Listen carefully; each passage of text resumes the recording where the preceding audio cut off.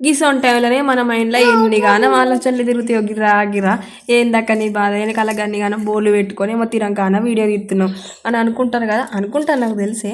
అయితే ముచ్చట ఏంటంటే ఈ బోర్లన్నీ ఇవన్నీ మాయేనా అని అనిపిస్తుంది. మాయలేని ఆయనతో మళ్ళీ మీకు లేనిపోండి డౌట్లు వస్తాయి, పక్కింటోళ్ళు ఇట్లా ఎత్తుకొచ్చిన కావచ్చు అని మాట వరుస కన్నా.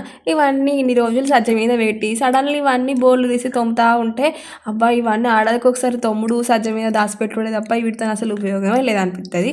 ఏదో పెద్ద పెద్ద పండుగలకే మన పెద్ద పెద్ద భగవంతులు వాడతాం కానీ అట్టప్పుడు ఎందుకు చెప్పుర్రి ఏవో 4-5 బోర్లు ఇంట్లో పెట్టుకుంటే అయిపోయాయి.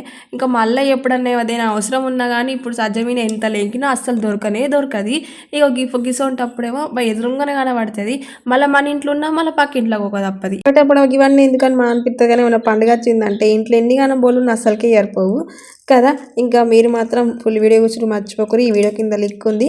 Thank you for watching. మీరు కూడా ఇట్లనే అనుకుంటారా? కామెంట్ చేయరు. వీడియోకి అయితే లైక్ చేయండి.